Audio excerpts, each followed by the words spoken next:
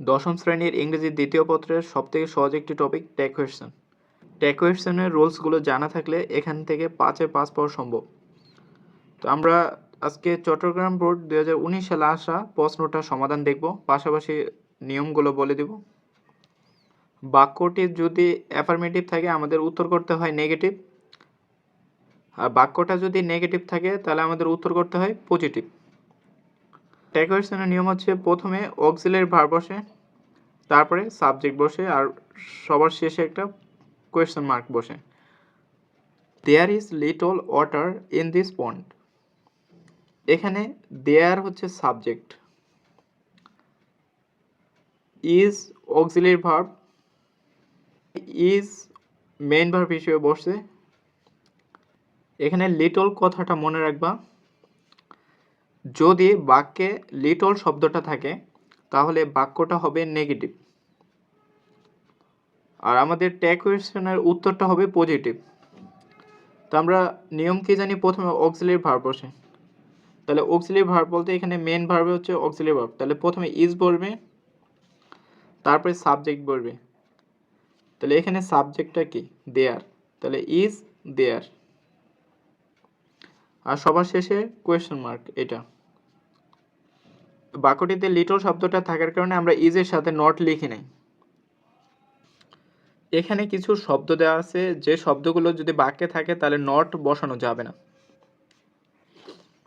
যেমন nobody, none, no one, neither, no, hardly, few, scarcely, seldom, barely, never, don't, nothing, not little.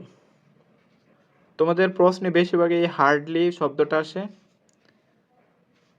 Never আসে, আবার little আসে, nobody আসে।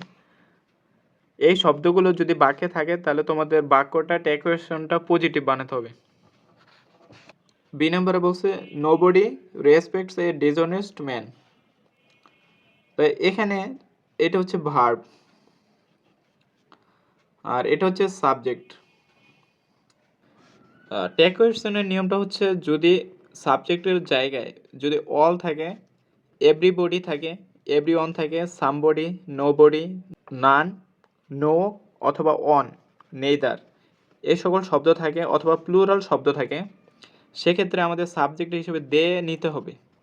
তাহলে এখানে নোবডি আছে, নোবডির জন্য আমরা সাবজেক্ট হিসেবে দে গ্রহণ করব, সাবজেক্ট লিখব। এখানে রেসপেক্টস, এটা কিন্তু মেন ভার্ব, আমাদের এখানে অক্সিলারি ভার্ব বসাতে হবে। তাহলে রেসপেক্টস এটা হচ্ছে তোমার ভার্বের বেস ফর্মের সাথে এস যোগ করা আছে, তাহলে আমরা অক্সিলারি ভার্ব হিসেবে ডু অথবা ডাজ নিব, ডু অথবা ডাজ। ভার্বটা প্রেজেন্ট ইনডিফিনিট টেন্স হলে ডু অথবা ডাজ বসাবো। মেন ভার্বটা যদি পাস্ট ইনডিফিনিট টেন্স হয় সেক্ষেত্রে আমরা অক্সিলারি ভার্ব হিসেবে ডিড বসাবো। এখানে নোবডি আছে, যদি নোবডি থাকে, আমরা আগে নিয়মে দেখেছিলাম যদি নোবডি থাকে বাক্যে, তাহলে নোবডি থাকলে আমাদের বাক্যে নট যোগ করা যাবে না, তাহলে আমাদের উত্তর করতে হবে পজিটিভ।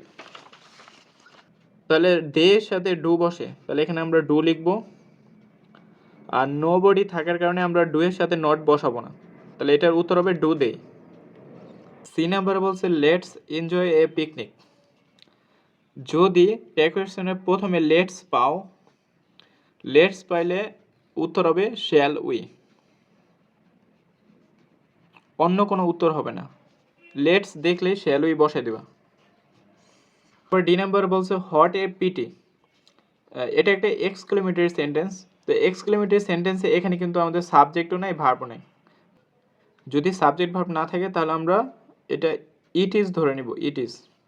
তাহলে ইট ইজকে ট্যাগ কোয়েশ্চন করলে কি হবে, এটা যদি অ্যাফার্মেটিভ সেন্টেন্স আমাদের ট্যাগ কোয়েশ্চন করতে হবে নেগেটিভ, তাহলে এটা হবে isn't it, isn't it. E number বলছে ডোন্ট ডিস্টার্ব মি। এখানে ডোন্ট এটা একটা ইম্পারেটিভ সেন্টেন্স। তো ইম্পারেটিভ সেন্টেন্সে যদি প্রথমে ডোন্ট থাকে তাহলে আমরা উত্তর বসাবো উইল ইউ, উইল ইউ।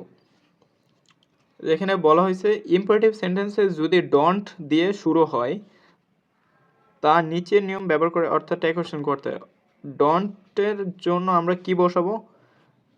এই ডন্টের জন্য আমরা উইল ইউ বসাবো। ভিডিওটা ভালো লাগলে অবশ্যই লাইক দিবে আর বন্ধুদের মাঝে শেয়ার করে দিবে।